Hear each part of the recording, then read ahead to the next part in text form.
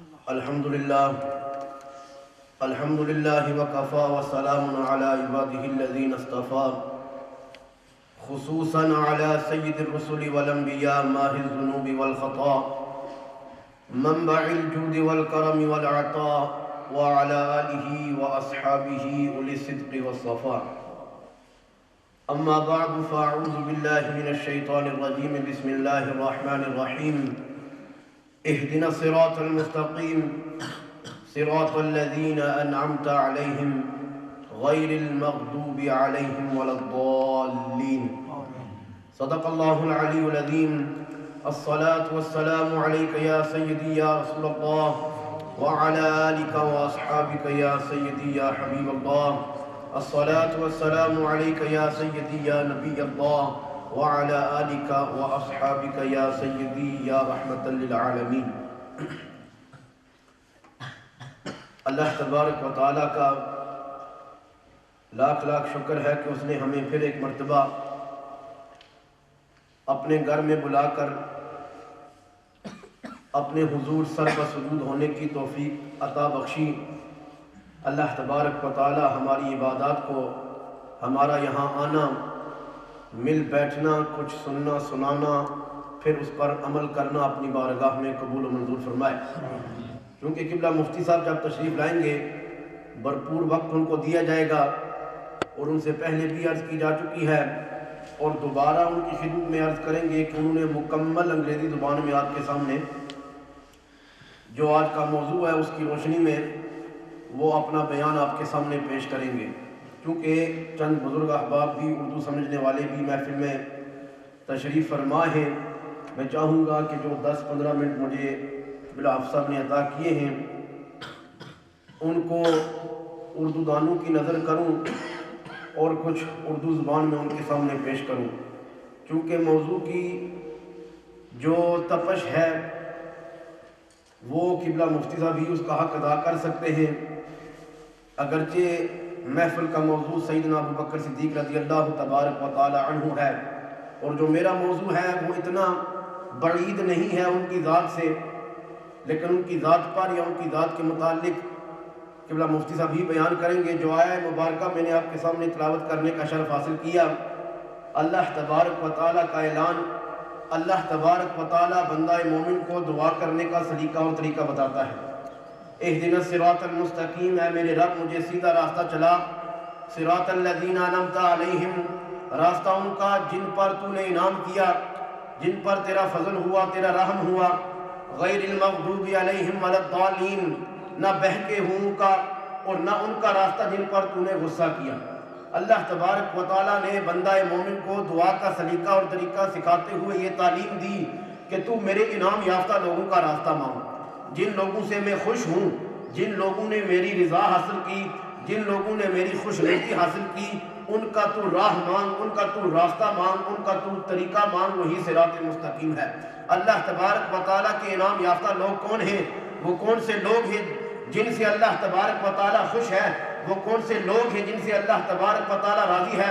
اللہ تبارک و تعالیٰ کلام مجید میں دوسرے مقام پر خود ارشاد فرماتا ہے اولئک الذین انعم اللہ علیہم من النبیین والصدیقین والشہداء والصالحین.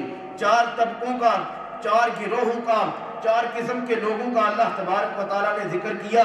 انبیاء کا، صدیقین کا، صلحاء یعنی نیکوکاروں کا، اور شہداء کا، کہ یہ میرے 4 طبقے ہیں، میرے 4 قسم کے برگزیدہ لوگ ہیں.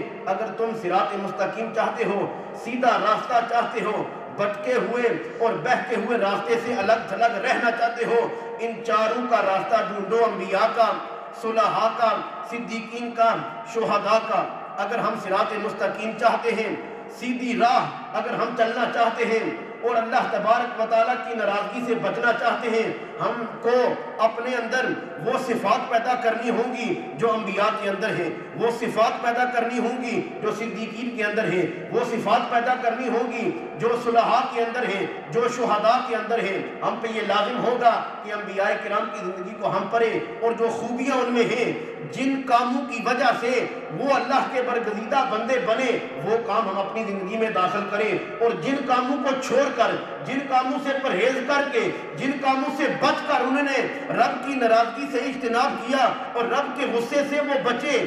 ہماری یہ کوشش ہونی چاہیے کہ وہ عیب وہ برائی ہم میں بھی نہ پائی جائے. پھر صدیقین کی زندگی دیکھیے, جو خوبیاں ان میں ہیں وہ اپنائی جائیں, جو برائیاں ان میں نہیں ہیں ان سے دور رہا جائے. پھر صالحین کی زندگی دیکھی جائے, جو خوبیاں ان میں ہیں ان کو اپنایا جائے اور جو برائیاں ان میں نہیں ہیں ان سے پرہیز کیا جائے. اور جو شہداء ہیں جنہوں نے اپنی جان اللہ تبارک و تعالیٰ کی راہ میں دین اسلام پر یا ناموس مصطفی پر جان کا نذرانہ رب کے حضور پیش کیا, جو خوبیاں ان میں ہیں وہ اپنانی چاہیے, جو برائیاں ان میں نہیں ہیں وہ نہیں اپنانی چاہیے. کوشش ہونی چاہیے کہ جس بات کی بنا پر رب کی رضا حاصل ہو وہ بات ہم میں موجود ہو, اور جس بات کی بنا پر رب کی ناراضگی حاصل ہو وہ بات ہم میں نہ پائی جائے.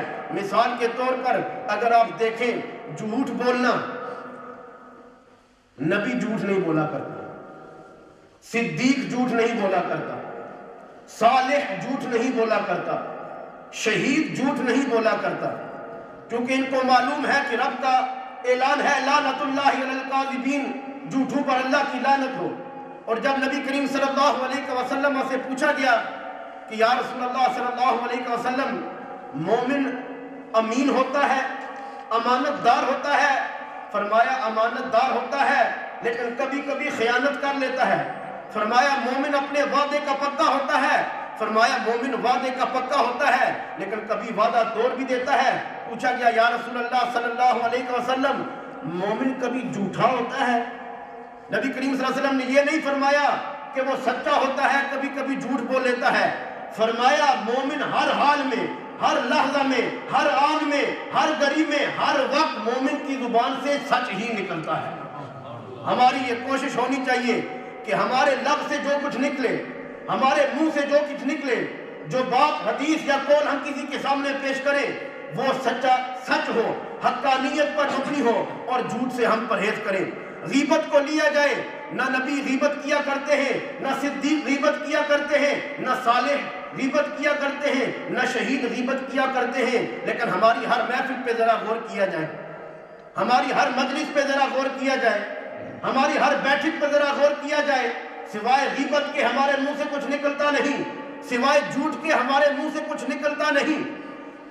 اور جس کو ہم بھائی کہتے ہیں اور منہ پر جس کی ہم جھوٹی تعریف کرتے ہیں اس کے پیٹھ پیچھے اس کے عیب بیان کرتے ہیں, اور بہانہ کیا بتاتے ہیں کہ جو میں عیب بیان کرتا ہوں میرے بھائی میں وہ اس میں پایا جاتا ہے. نبی کریم صلی اللہ علیہ وسلم سے پوچھا گیا کہ اگر میں اپنی بھائی کی غیبت کروں وہ سچی ہو تو پھر بھی غیبت ہوتی ہے؟ فرمایا گیا ارے ناداں, غیبت تو ہوا کرتی ہے سچی, اگر جھوٹی ہو تو الزام ہوگا. لیکن ہماری ہر محفل کو دیکھا جائے ہم میں غیبت پائی جاتی ہے, ہماری ہر نشست کو دیکھا جائے ہم میں جھوٹ پایا جاتا ہے, ہماری محفل کو دیکھا جائے, ہماری زوات کو دیکھا جائے, ہمارے افعال کو دیکھا جائے ہم میں دھوکہ پایا جاتا ہے, ہم میں جھوٹ پایا جاتا ہے, ہر برائی ہر عیب ہم میں پایا جاتا ہے. لیکن پھر بھی اگر ہمارے دعووں کی طرف اور جو ہمارے دعووں کی فہرست ہے اس پر غور کریں تو سب سے پہلے جنتی ہم ہیں, سب سے اچھے ہم ہیں, سب سے نیک ہم ہیں, سب سے عاشق برکر عاشق رسول ہم ہیں, سب سے سچے ہم ہیں, سب سے متقی ہم ہیں, رب کی رضا حاصل کرنے والے ہم ہیں, نبی کریم صلی اللہ علیہ وسلم کو خوش کرنے والے ہم ہیں. لیکن ہمارا ایک کام بھی شریعت محمدی کے موافق نہیں, ہمارا ایک کام بھی رب کی رضا کے مطابق نہیں. کیا یہ ہمارے لیے لمحہ فکریہ نہیں ہے کہ ہم کس طرف چل پڑے؟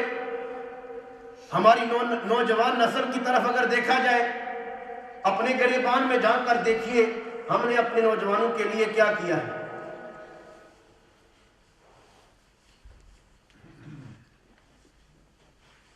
ہم روتے ہیں, پیٹتے ہیں جب ہماری نوجوان نسل خراب ہوتی ہے, لیکن جب ممبر رسول پہ بیٹھ کر یا مصلی رسول پہ کھڑے ہو کر امام صاحب کہتے ہیں بچوں کو مسجد میں لایا کرو, ہم تکلیف گوارا نہیں کرتے. جب 11ویں شریف کا اہتمام کیا جاتا ہے ہم کہتے ہیں بچوں کو ساتھ لایا کرو, ہم تکلیف گوارا نہیں کرتے. جب میلاد کی محفل سجائی جاتی ہے ہم کہتے ہیں بچوں کو لایا کرو, ہم تکلیف گوارا نہیں کرتے. یہ سچ ہے کہ جھوٹ ہے؟ تعلیم کی بات کی جائے تو بچوں کے سپورٹس اور ایکٹیویٹی کو ہم فوقیت اور اہمیت دیتے ہیں, اور قرآن و حدیث کی جو تعلیم ہے ہم اس کو رد کر دیتے ہیں۔ نبی کریم صلی اللہ علیہ وسلم کی کون سی وہ بات ہے جو ہم مانتے ہیں؟ اللہ تبارک و تعالیٰ کا کون سا حکم ہے جو ہم پورا کرتے ہیں؟ ہماری نوجوان نسل کس طرح خراب ہو رہی ہے یہ صرف میں دیکھ رہا ہوں یا آپ بھی دیکھ رہے ہیں؟ جیل بری پری ہے ہمارے نوجوانوں سے، پبز اور کلبز بڑے پڑے ہیں ہماری نوجوانوں سے، رات 1:30 بجے سڑک بری پری ہے ہماری نوجوانوں سے۔ ہر بری محفل دیکھیں ہمارے نوجوان وہاں ہوں گے، ہر بری مجلس دیکھیں ہمارے نوجوان وہاں ہوں گے، ہر بری سنگت دیکھیں، ہر بری ساتھ دیکھیں ہمارے نوجوان وہاں ہوں گے۔ آخرکار سب ان کا قصور ہے یا ہماری بھی کچھ نادانی ہے، ہمارا بھی کچھ قصور ہے؟ کون سی فیسلٹیز ہیں جو ہم نے نوجوانوں کے لیے قائم کی ہیں؟ کون سی اٹریکشنز ہیں تاکہ نوجوان سڑک کو چھوڑ کر، گناہ کو چھوڑ کر، شیطانیت کو چھوڑ کر، پبز اور کلبز کو چھوڑ کر، وہ کون سی بات ہے جو ہم نے مسجد میں لائی ہے کہ نوجوان اس کی طرف پیٹ کر کے مسجد میں آئے؟ کون سی بات ہے؟ ہم نے نہ قبر کا سوچا، نہ حشر کا سوچا، نہ رب کی گرفت کا سوچا، نہ رب کے عذاب کا سوچا، ہم نے کسی کا نہیں سوچا۔ ہم نے سوچا تو صرف پلاٹ کا سوچا، ہم نے سوچا تو صرف کوٹھیوں کا سوچا، ہم نے سوچا تو صرف روپیہ اور پیسے کا سوچا، ہم نے سوچا تو صرف مال کا سوچا، ہم نے سوچا تو عیش و عشرت کا سوچا، ہم نے کبھی بھی حشر کا، آخرت کا، عذاب کا، اولاد کا نہیں سوچا۔ مجھے کہنے دیجئے، اگرچہ بات آپ کو بہت بری لگے گی اور یقیناً بہت بری لگے گی جب کسی کی بیٹی گھر سے بھاگ جائے، پھر وہ مسجد میں آتا ہے، پھر وہ امام صاحب کے پاس آتا ہے، پھر وہ پیر صاحب کے پاس آتا ہے۔ پچھلے 25 سال امام صاحب مر گئے تھے، پچھلے 20 سال امام صاحب مر گئے تھے، پچھلے 20 سال کیا مسجد آپ کے علاقے میں نہ تھی؟ جب مصیبت ہمارے سر آتی ہے، جب ہمیں کوئی تکلیف آتی ہے، جب مصیبتیں ہمیں گھیر لیتے ہیں، اس وقت ہمیں مسجد کا دروازہ یاد آتا ہے۔ لیکن جب ہم مست ہوتے ہیں، کہیں شراب میں پڑے ہوتے ہیں، کہیں چرچ میں پڑے ہوتے ہیں، کہیں کسی اور درندگی میں مصروف پڑے ہوتے ہیں، اس وقت ہمیں نہ رب یاد آتا ہے، نہ رسول یاد آتا ہے، نہ مسجد یاد آتی ہے، نہ یہ منبر یاد آتا ہے۔ اس وقت نہ حشر، نہ قبر، نہ عذاب، کچھ ہمیں یاد نہیں آتا۔ کیا ہمیں مرنا نہیں؟ جس طرح اور مرے ہم نے مرنا نہیں؟ اوروں کو جس طرح سزا ہوئی ہم کو نہیں ہونی؟ اوروں کو جس طرح عذاب ہوا ہم کو نہیں ہونا؟ اور جس طرح پیٹتے تھے اور آج ان کو قبر میں اور حشر کے دن رب کے حضور ان کو پچھتاوا ہوگا، کیا ہمیں نہیں ہوگا؟ ہم نے وہ کون سی بات، نعرہ تکبیر، نعرہ رسالت، نعرہ حیدری، علماء اہل سنت، تمام احباب تشریف رکھیں۔ قبلہ مفتی صاحب دیگر علماء کرام نماز پڑھتے ہیں اور انشاءاللہ محفل میں آتے ہیں۔ احباب توجہ ذرا غور کیجئے، باتیں کچھ کھری ہیں، کچھ آپ کو اچھی نہیں لگتی، لیکن اللہ کی قسم سچی ہے۔ ہم نے نوجوانوں کے لیے، ہم نے اپنی اولادوں کے لیے، ہم نے اپنے لیے، اپنی قبر کے لیے ہم نے کیا کیا ہے؟ اللہ تبارک و تعالی نے انسان کو عقل دی، انسان کو علم دیا، انسان کو مال دیا، انسان کو ہر شے دی۔ اللہ تبارک و تعالی نے ہر شے ہمیں دی، لیکن ہم نے رب کی نہ ایک سنی، ہم نے رسول کی نہ ایک سنی، ہم نے کسی کی نہ ایک سنی۔ Are we not going to die? Are we not going to go to our graves? Are we not going to answer for our actions in front of our Lord? Are we not responsible for our doings? A father can't build up the courage to tell his daughter that you are to wear these clothes and you are not to wear these clothes. He can't build up the courage to tell his daughter that you are not to leave the house at a particular time. He doesn't have the courage to tell his daughter that your head must be covered with a dupatta. He does not have the courage to tell his daughter that you need to increase the shame and modesty inside you. If the father thinks for 1 second that he will get away with it, he is in loss. باپ میں یہ جرت اگر نہیں کہ وہ اپنی بیٹی کو کہہ سکے کہ یہ کپڑے تو نے پہننے ہیں، یہ کپڑے تو نے نہیں پہننے، تیرے سر پہ دوپٹہ ہونا چاہیے، کچھ غیرت ہونی چاہیے، کچھ حیا ہونا چاہیے۔ غیر محرموں کے ساتھ مردوں کے ساتھ تیرا اٹھن چلن بیٹھن نہیں ہونا چاہیے، فلاں وقت گھر سے تو باہر نہیں نکل سکتی۔ کیا باپ یہ سوچتا ہے اس زمانے کا کہ میں اپنی ذمہ داری نہیں نبھاؤں گا اور رب کے حضور جو ان بطش ربی کا شدید کی گرفت ہے اس سے میں بچ جاؤں گا؟ ہم اس انتظار میں بیٹھے ہیں کہ ہمارے گھر میں یہ آگ لگے، ہماری بیٹی ہماری بہن گھر سے بھاگے، ہمارے گھر میں شراب آئے، چرس آئے، جوا آئے، ہمارے گھر میں یہ درندگیاں اور خرابیاں پیدا ہوں، تب جا کر ہم مسجد میں آئیں گے، تب جا کر امام صاحب کے پاؤں ہم پکڑیں گے، تب جا کر ہم پیر صاحب کو کہیں گے کہ دعا کرو۔ یہ نادانی اور بیوقوفی کی اہم نشانی ہے، بہت بڑی نشانی ہے کہ جب بات سے بڑھ جائے اس وقت ہم روتے ہیں۔ نبی کریم صلی اللہ علیہ وسلم کی حدیث سماعت فرمائیے، اللہ کے رسول صلی اللہ علیہ وسلم نے ارشاد فرمایا کہ ایک عورت 4 مردوں کو ساتھ میں جہنم میں لے کے جائے گی۔ Your attention please. One woman will take how many men? 4 men into hell with her. ایک عورت 4 مردوں کو جہنم میں لے کے جائے گی۔ Why? What's the background behind this? She will be told that she did not obey the commands of Allah.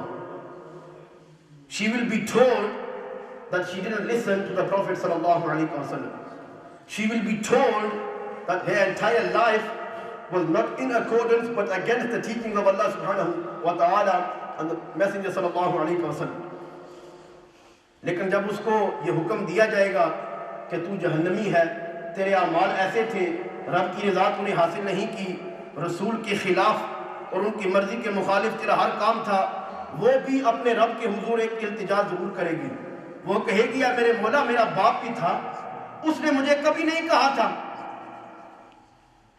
اس نے مجھے کبھی نہیں کہا تھا کہ سر پہ دوپٹہ کرنا ہے، اس نے کبھی نہیں کہا تھا کہ یہ کپڑے پہننے ہیں کہ نہیں پہننے، میرے باپ نے مجھے کبھی نہیں کہا تھا کہ فلاں محفل میں جانا ہے کہ نہیں جانا، میرے باپ نے مجھے کبھی یہ درس نہ دیا تھا کہ فلاں وقت باہر جانا ہے کہ نہیں جانا۔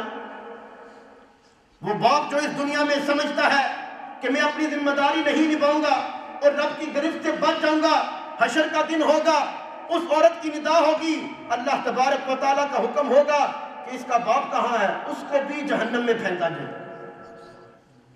وہ عورت دوبارہ ندا کرے گی، التجا کرے گی، میرے مولا میرا خاوند بھی تھا، اس کو میں سر کے تاج کی حیثیت سے دیکھتی تھی، ہر بات اس کی میں مانتی تھی، ہر بات وہ اپنی منوا لیتا تھا، اس نے کبھی نہیں کہا تھا کہ یہ غیرت ہے، اس نے کبھی حیا اور شرم کا درس نہیں دیا تھا، اس نے یہ نہیں کہا تھا کہ نیل پالش مت لگاؤ، اس نے یہ نہیں کہا تھا کہ ایسے کپڑے پہن کر غیر محرموں کے سامنے مت جاؤ، اس نے نہیں کہا تھا کہ میک اپ لگا کر گھر سے باہر مت نکلو، اس نے نہیں کہا تھا کہ سر پہ دوپٹہ ہونا چاہیے، یہ درس اس نے تو مجھے نہیں دیا تھا۔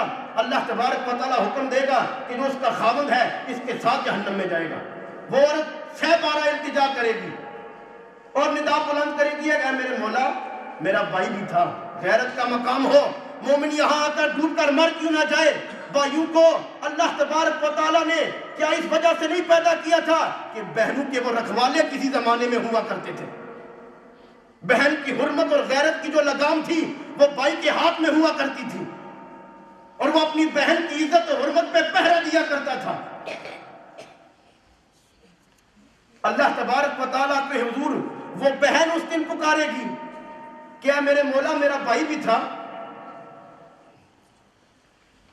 نعرہ تکبیر، نعرہ رسالت، نعرہ رسالت۔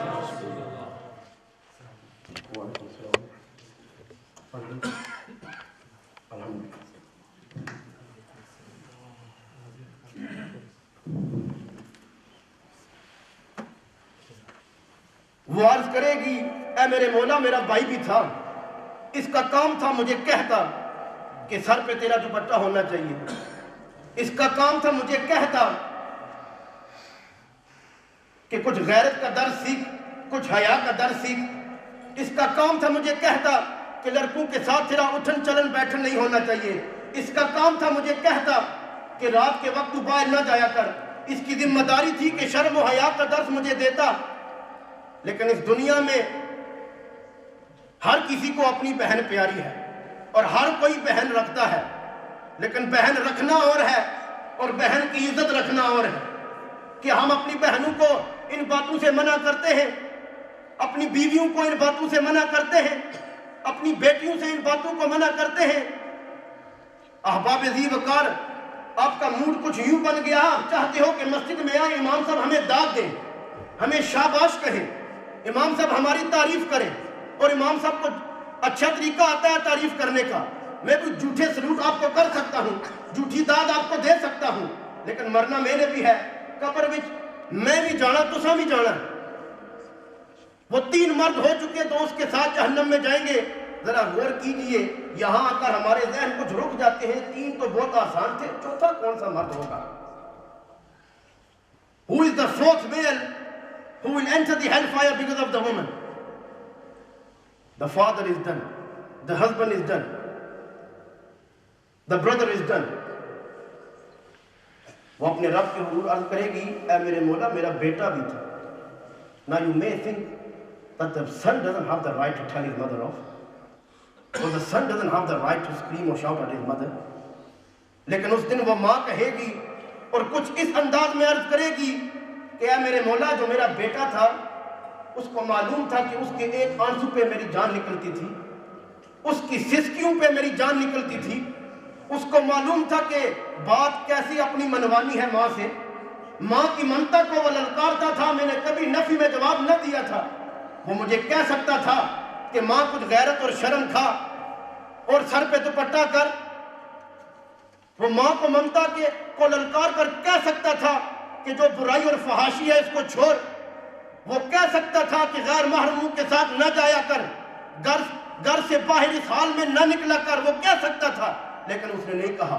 اللہ تبارک و تعالیٰ کا حکم ہوگا، جو اس کا بیٹا ہے، جو اس کا باپ ہے، جو اس کا خاوند ہے، جو اس کا بھائی ہے، وہ چاروں افراد اس عورت کے ساتھ جہنم میں جائیں گے۔ اپنے گریبان میں جان کر دیکھیے، ان چاروں میں سے کیا ہم تو نہیں ہیں؟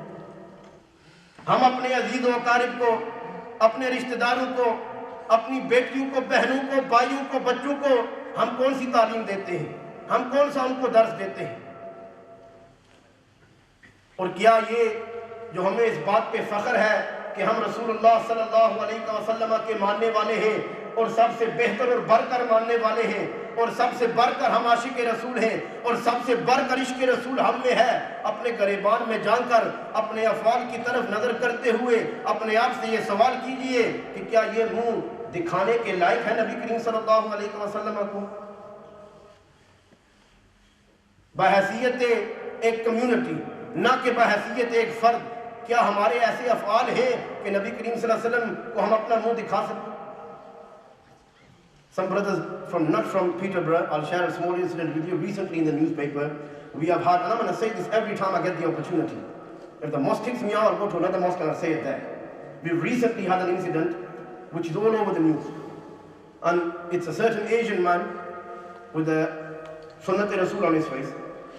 And he's been sentenced to 17 years for molestation. He's been found guilty, 17 years and then deportation for molestation. When I came to Peterborough 7 months ago, میں نے احباب سے گزارش کی تھی کہ رودرم میں یہ واقعات ہو چکے ہیں اور اشٹن میں یہ واقعات ہو چکے ہیں، اور کیا ہم اس انتظار میں بیٹھے ہیں کہ یہ آگ ہمارے گھر کو لگے گی تب جا کر ہم کچھ کریں گے؟ آگ کیا، ہمارا گھر جل چکا ہے، ہم پھر بھی سوئے ہوئے ہیں۔ ہم نے کون سی تعلیم اپنے نوجوانوں کو دینی تھی، ہم نے کون سی تعلیم ان کو دی ہے؟ جس رسول صلی اللہ علیہ وسلم کی ہم نعتیں پڑھتے ہیں، جس رسول کے ہم نعرے لگاتے ہیں، جس رسول صلی اللہ علیہ وسلم کے ہم میلاد کے محافل منعقد کرتے ہیں، اس رسول کو کیا ہم اپنا چہرہ دکھانے کے قابل ہوں گے حشر کے دن؟ کیا ہمارے اعمال افعال اس قابل ہیں کہ ہم رسول اللہ صلی اللہ علیہ وسلم کو اپنا چہرہ دکھا سکیں گے؟ اگرچہ قبلہ مفتی صاحب تشریف فرما ہے، میں نہیں سمجھتا اس بات سے وہ اختلاف کریں گے، لیکن خطبہ اور سوکھے واعظین کا یہ جو جملہ ہے کہ ایک نعرہ رسالت لگائیں گے اور ہمارا بیڑا پار ہو جائے گا، سراسر ظلم اور جھوٹ ہے۔ ایک نعرے سے کچھ نہیں ہوگا۔ غوث اعظم کی نمازیں تو معاف نہیں ہوئی تھیں، معین الدین چشتی اجمیری کی نمازیں تو معاف نہیں ہوئی تھیں، بہاء الدین نقشبند کی نمازیں تو معاف نہیں ہوئی تھیں، سیدی امام اہل سنت رضی اللہ تبارک و تعالیٰ عنہ کی نمازیں معاف نہیں ہوئی تھیں. ہم کس وہم اور باطل وہم میں مبتلا ہیں کہ ہم نماز نہیں پڑھیں گے تب بھی جنتی, ماں باپ کا خیال نہیں رکھیں گے تب بھی جنتی, اولاد کی دیکھ بھال نہیں کریں گے تب بھی جنتی, اولاد کو دینی تعلیم نہیں دیں گے تب بھی جنتی, رب کی رضا حاصل نہیں کریں گے تب بھی جنتی, رسول کی رضا حاصل نہیں کریں گے تب بھی جنتی. ہمارا اٹھنا بیٹھنا چلنا, ہمارا ہر فعل ہر کام ہر قول ہر حدیث سب شریعت محمدی اور رضا خداوندی کے مخالف ہو تب بھی ہم اس وہم باطل وہم میں مبتلا ہے کہ ہم اللہ تبارک و تعالیٰ کے حضور جا کر جنت مانگیں گے. احباب ذی وقار بالخصوص جو بزرگ یہاں تشریف فرما ہے, اگرچہ ہم نوجوانوں کی بھی کچھ خامیاں ہیں, معذرت کے ساتھ سونے ہو تو سنا بھی کوئی قصور ہے, آپ سے بھی کچھ خامیاں ہوئی ہیں. ہر مہینے کو لنگر پکا کر اور بزرگوں کو کھلا کر اور نوجوانوں کی طرف پیٹ کر لینا یہ آپ کی خامی ہے. 15-20 سال بد مذاہب کے بعد اپنی مساجد میں انگریزی داں علماء کو لینے والوں یہ آپ کی خامی ہے. مسجد میں نوجوانوں کے لیے فیسلٹیز نہ قائم کرنے والوں یہ آپ کی خامی ہے. اور آپ کی صدا پہ آپ کی لبیک پہ ہم منتظر ہیں کہ آپ کچھ کرو, یا کم سے کم ہمارا ساتھ دو, یا کم سے کم ہماری راہ میں رکاوٹ نہ ڈالو. اور جو کام ہم نوجوانوں کے لیے کرنا چاہتے ہیں اور جو کام ان جیسے علماء کرام نوجوانوں کے لیے کرتے ہیں ان کو سراہو, ان کو داد دو اور لوگوں کو بتاؤ. اللہ تبارک و تعالی بزرگوں گلہ نہ کر سکتے, معذرت گلہ نہ کر سکتے. You will not speak during my talk, جزاک اللہ, please. اللہ تبارک و تعالی ہم میں یہ ہمت پیدا کرے کہ ہم اپنی غلطیوں کو مان لیں, اس کے بعد اللہ تبارک و تعالی ہمیں ان غلطیوں کو دور کرنے کی توفیق عطا فرمائے. محفل کے جو آداب ہیں, مسجد کا جو تقدس ہے, علماء کرام کے حضور کا جو تقدس ہے, اللہ تبارک و تعالی اس کو بھی سمجھنے, اس پر عمل پیرا ہونے کی بھی توفیق عطا فرمائے. وآخر الدعوایا ان الحمدللہ رب العالمین.